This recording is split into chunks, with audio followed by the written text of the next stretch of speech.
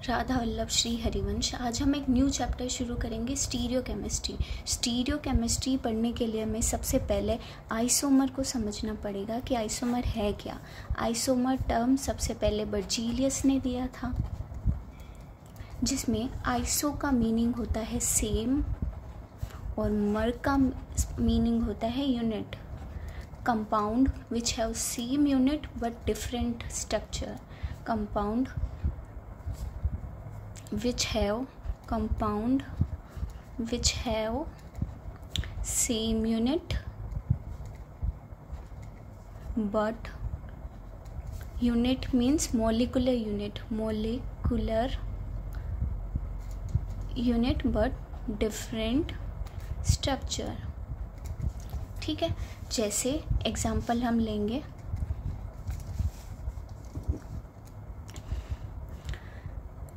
Ethanol और मेथोक्सीमेथेन का। मेथोक्सीमेथेन CH3O CH3CH2OH। इनके देखो मॉलिक्यूलर यूनिट दोनों में सेम है, C2H6O, बट इन दोनों का स्ट्रक्चर डिफरेंट है, तो ये एक दूसरे के क्या कहलाए, आइसोमर्स। आइसोमर्स को क्लासीफाई हम कर दो तरीके से कर सकते हैं। आइसोमर्स फर्स्ट है स्ट्रक्चरल,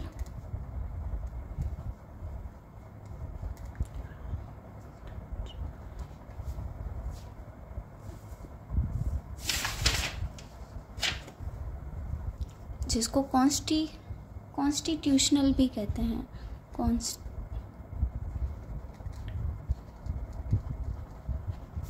और दूसरा है स्टीरियो।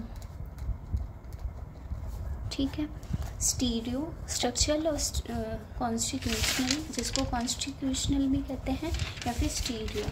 स्ट्रक्चरल आइसोमर 6 टाइप्स के होते हैं। स्ट्रक्चरल आइसोमर 6 टाइप्स के होते हैं, जो हमने पिछली पुरानी छोटी क्लास में सीख लिया था। Chain, position, functional group,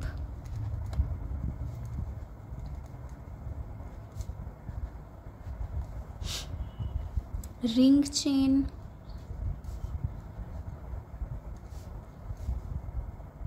metamerism, tautomerism. ये 6 टाइप्स के स्ट्रक्चरल आइसोमर्स होते हैं, जो हमने लगभग 11th क्लास में पढ़ लिए थे। इनमें कोई बड़ी बात नहीं है, जैसे ये हम अभी शॉर्टली अभी पढ़ लेंगे, पर हमारे कोर्स में मेन स्टीरियो आइसोमर्स है, जिनको हम फर्दर 2 टाइप्स में क्लासीफाई कर सकते हैं, कन्फर्मेशनल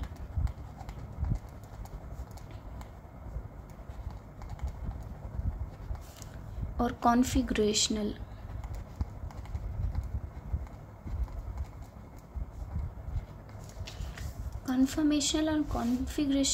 कॉन्फिगरेशनल को आगे हम 2 टाइप्स में और क्लासीफाई करेंगे, ऑप्टिकल और जियोमेट्रिकल।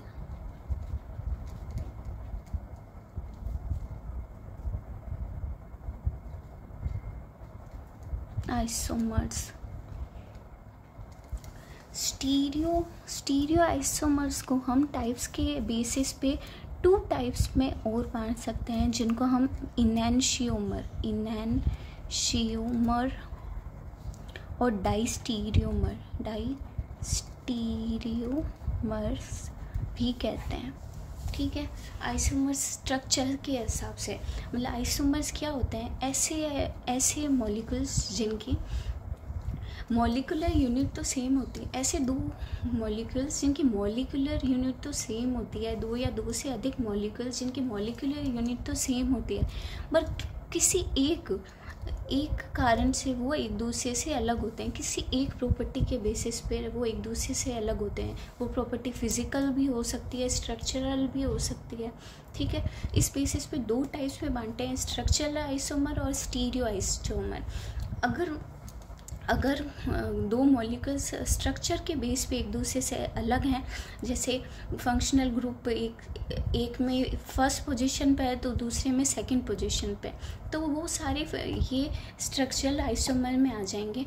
स्टीरियो आइसोमर में, स्ट्रक्चरल आइसोमर में एटम की कनेक्टिविटी में डिफरेंस होता है।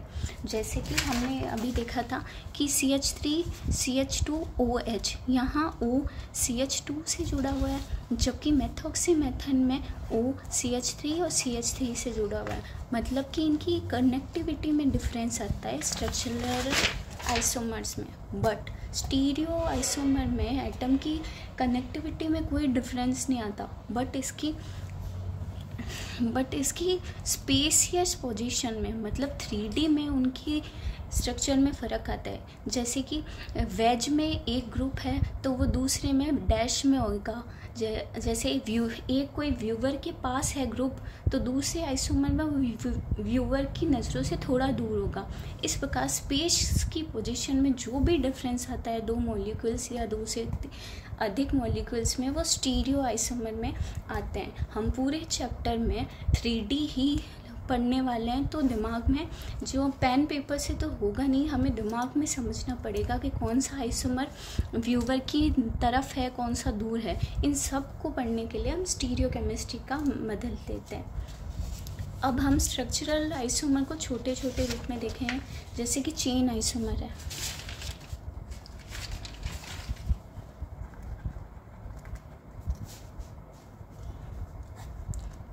इसमें क्या होता है, पेरेंट चेन में ही डिफरेंस आ जाता है। जैसे एक एग्जांपल ये है, तो एक फंक्शनल ग्रुप यहाँ लग जाएगा, जिससे पेरेंट चेन 1 2 3 4 5 कार्बन्स की थी, बट इसमें 1 2 3 4 पेरेंट चेन 4 कार्बन की हो गई। इसका एक आइसोमर ये भी होता है 1 2 3, तो इसमें पेरेंट चेन 3 कार्बन की हो गए, पर है ये तीनों सेम आइसोमर्स, तो इन सबको चेन आइसोमर्स कहते हैं। पोजीशन आइसोमर क्या होता है? पोजीशन आइसोमर होता है कि they have same parent chain length, they have same parent chain length, like इनमें पेरेंट चेन में कोई भी फ़र्क नहीं आता। अगर पेरेंट चेन 5 की है तो वो भी अगला आइसोमर की भी पेरेंट चेन 5 कार्बन्स की होगी, कि अगर 4 कार्बन्स की हो जाए तो वो चेन आइसोमर्स में काउंट हो जाएगा। इसमें जो भी ग्रुप या फिर बॉन्ड लगा है उसमें डिफरेंस आता है। जैसे 1 2 3 OH 4 पे लगा है, इसमें 1 2 3 OH 2 कार्बन पे लगा होगा, तो ये एक दूसरे के पोजीशन आइसोमर हो गए। लाइक इसमें 1 2 3, इसमें इन फर्स्ट पे है तो दूसरे आइसोमर में 1 2 3 इन सेकंड कार्बन पे आ गया, तो ये एक दूसरे के क्या हो गए, पोजीशन आइसोमर। थर्ड हम पढ़ेंगे functional group.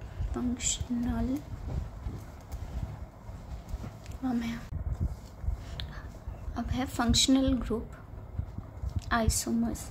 Functional group isomers में देखो, जैसे OH O C, देखो इसमें कार्बन कितने हैं, 1 2 3 1 2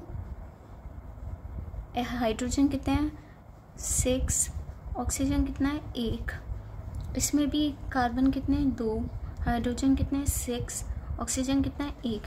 मतलब ये एक दूसरे के मॉलिक्यूलर यूनिट दोनों में सेम है और स्ट्रक्चर में डिफरेंस है, तो ये फंक्शनल ग्रुप में भी फ़र्क आ गया, तो ये एक दूसरे के फंक्शनल ग्रुप आइसोमर हुआ है। दूसरा देखो, जैसे ये बेंजीन रिंग है OH, ये CH3 बेंजीन रिंग,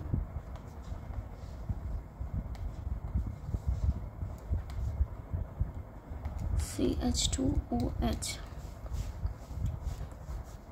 ये है बेंजिल फिनोल।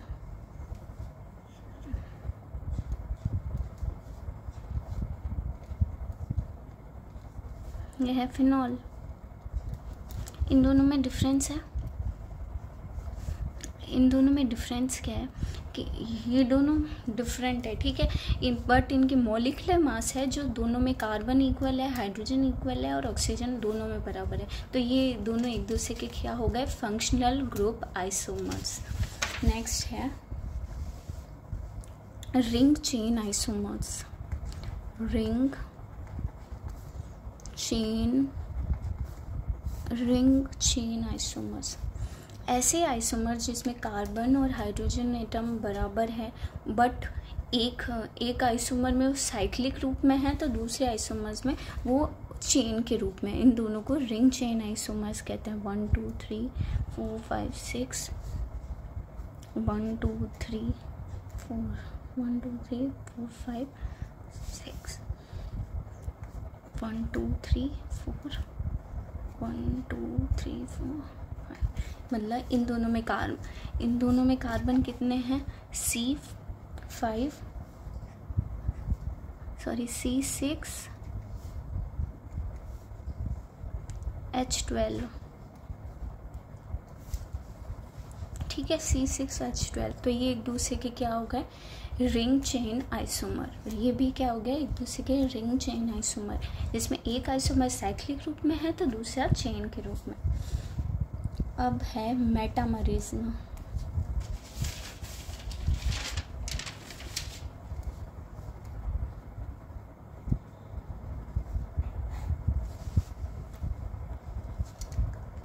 मेटामरिज्म को हमें ध्यान से समझना पड़ेगा। इसमें आते हैं ब्रिज ग्रुप।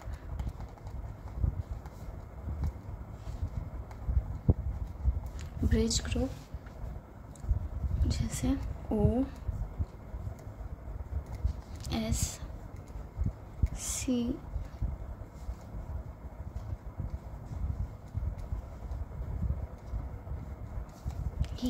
ये तीनों चारों हैं ब्रिज ग्रुप। ब्रिज ग्रुप क्या होते हैं, जब दो मॉलिक्यूल्स किसी एक पर्टिकुलर मॉलिक्यूल से जुड़े होते हैं, जैसे ईथर CH3OCH3 ROR, जिसमें 2 R O से जुड़े होते हैं तो वो O को हम ब्रिज ग्रुप कहेंगे। तो इनके जो आइसोमर्स होंगे जैसे कि CH3O C3H7, दूसरा है C2H5O C2H5। इनकी जो दोनों की मॉलिक्यूलर यूनिट है वो सेम है, जैसे C4H10O, इसमें भी C4H10 है, इसमें भी C4H10 है, O है। तो मॉलिक्यूलर यूनिट तो सेम है, बट ये दो अलग अलग कंपाउंड है। ये CH3 से ऑक्सीजन जुड़ा है, यहाँ C2H5 से जुड़ा हुआ है, यहाँ C3H7 से जुड़ा हुआ है ऑक्सीजन, तो इधर C2H5 से जुड़ा हुआ है। इनके मॉलिक्यूलर यूनिट तो सेम है पर ये एक दूसरे से डिफरेंटली कनेक्टेड है, तो ये एक दूसरे के मेटामरिज्म कहलाएंगे।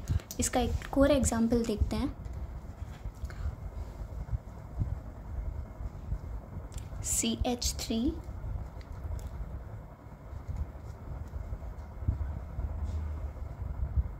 ऑक्सीजन C2H5, इधर है C2H5 ऑक्सीजन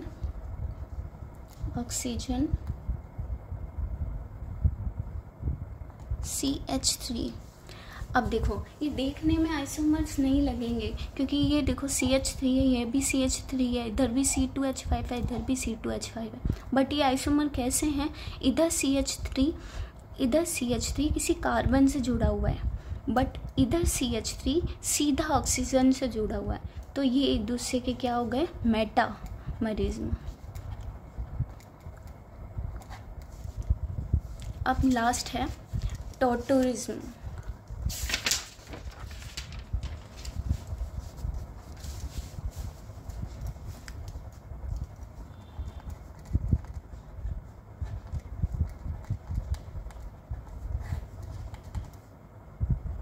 इसमें कुछ नहीं है, कीटो इनोल्स को देखते हैं मेनली, कीटो इनोल्स को, ठीक है। और दूसरा हम देखते हैं कि अल्फ़ा हाइड्रोजन प्रेजेंट है क्या दोनों में, तो वो एक दूसरे के टॉटोरिज्म कहलाएंगे।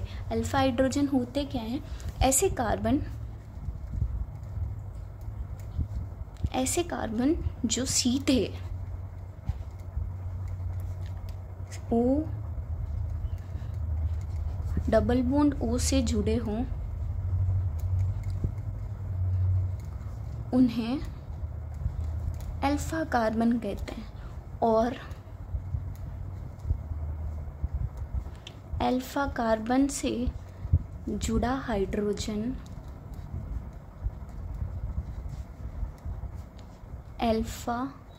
अल्फा हाइड्रोजन होगा।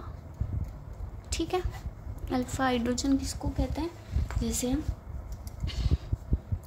ये है CH3OH, ठीक है, ये है O ग्रुप, सीधा कार्बन से जुड़ा हुआ है, इसमें हाइड्रोजन प्रेजेंट है, तो ये इसका अल्फा हाइड्रोजन हो गया। ये है O, ये है कार्बन, ये सीधा कार्बन और हाइड्रोजन से जुड़ा है, तो ये एक दूसरे के टॉर्टरिज्म है। एक और एग्जांपल देखते हैं। O, ये डबल बॉन्ड O सीधा कार्बन और हाइड्रोजन से जुड़ा है, ये तो तीनों एक दूसरे के टॉर्टरिज्म है। बट जैसे देखो, ये क्या ये इसमें अल्फा हाइड्रोजन प्रेजेंट है? क्या इसमें अल्फा हाइड्रोजन प्रेजेंट है? नहीं। क्यों? क्योंकि इसमें O डबल बॉन्ड सीधा हाइड्रोजन से जुड़ा होता है। O डबल बॉन्ड सीधा हाइड्रोजन से जुड़ा होता है, तो इसमें अल्फा हाइड्रोजन होगा कैसे? क्योंकि अल्फा हाइड्रोजन वहीं प्रेजेंट होगा जहाँ अल्फा कार्बन प्रेजेंट है। यहाँ अल्फा कार्बन ही प्रेजेंट नहीं है, तो अल्फा हाइड्रोजन नहीं है, तो इसका टॉर्टरिज्म नहीं होगा। तो आज हमने स्ट्रक्चरल आइसोमर्स देख लिए। अब थोड़ा एक टॉपिक कन्फर्मेशनल आइसोमर्स देख लेते हैं कि कन्फर्मेशनल आइसोमर क्या होते हैं। कन्फर्मेशनल आइसोमर स्टीरियो आइसोमर का पार्ट है। ठीक है, स्टीरियो आइसोमर्स के दो पार्ट हैं। स्टीरियो आइसोमर्स के दो पार्ट है, कन्फर्मेशनल आइसोमर और कॉन्फिगरेशनल आइसोमर। तो हम कन्फर्मेशनल आइसोमर देखते हैं।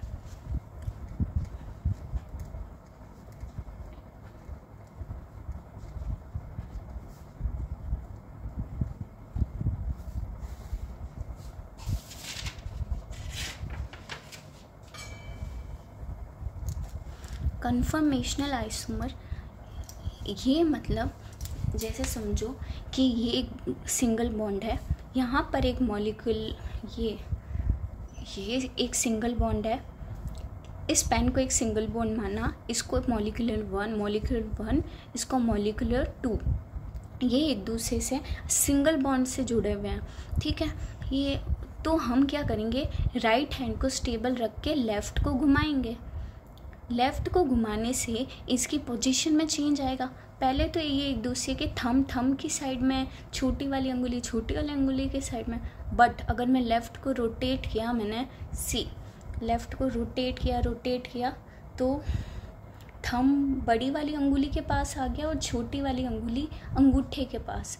ठीक है, तो ये एक दूसरे के कन्फर्मेशनल आइसोमर है कि इनको, ये दोनों पहली बात तो सिंगल बॉन्ड से जुड़े होते हैं।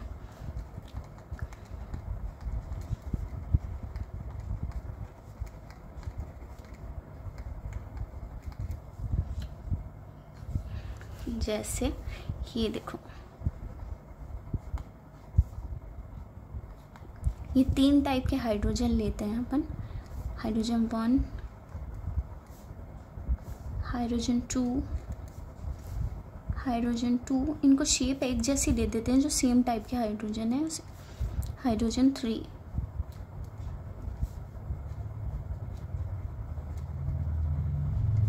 ठीक है, अब ये इसमें देखो, जो ये हाइड्रोजन है, ये इस हाइड्रोजन के सामने है, ये वाला हाइड्रोजन इस हाइड्रोजन के सामने है, ये वाला हाइड्रोजन इस हाइड्रोजन के सामने है, और इसमें इन दोनों के बीच, दोनों कार्बन्स के बीच क्या प्रेजेंट है, सिंगल बॉन्ड।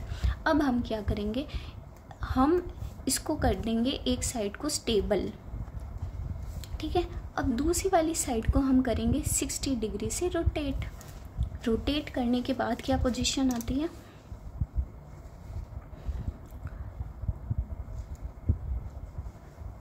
ये है, सॉरी तो ये ट्रायंगुलर वाला हाइड्रोजन ऊपर आ जाएगा, ठीक है, गोल वाला इस साइड आ जाएगा। ओह सॉरी, इसको स्टेबल करना था।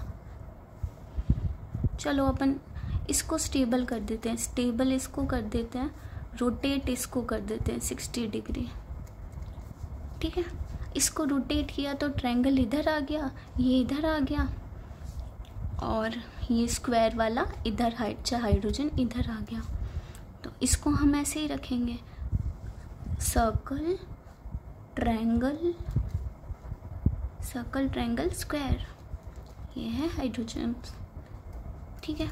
तो अब इनमें चेंजेस आ गए ना, सर्कल के पास ट्रायंगल आ गया, ट्रायंगल के पास स्क्वायर, और स्क्वायर के सामने हाइड्रोजन आ गया। तो ये दोनों एक दूसरे के क्या, कौन से आइसोमर कहलाए, ये एक दूसरे के कन्फर्मेशनल आइसोमर्स कहलाए। अब कन्फर्मेशनल आइसोमर की सबसे खास बात है कि किसी भी एक मॉलिक्यूल के इन्फिनाइट आइसोमर हो सकते हैं। क्यों हो सकते हैं बताना? क्योंकि हम कोई भी चीज़ है, किसी भी मॉलिक्यूल को हम चाहे तो कितना भी रोटेट कर सकते हैं। हमने इसको इतना रोटेट किया तो ये दूसरा आइसोमर बन गया, ज़्यादा रोटेट कर दिया तो और आइसोमर बन गया। ऐसे हम असंख्य अनगिनत पोजीशन पे इनको रोटेट कर सकते हैं, तो इसके आइसोमर्स भी इन्फिनाइट होंगे। और तीसरी खास बात है इसकी कि रूम टेम्परेचर पे इंटर कन्वर्टेबल होते हैं। इंटर कन्वर्टेबल मतलब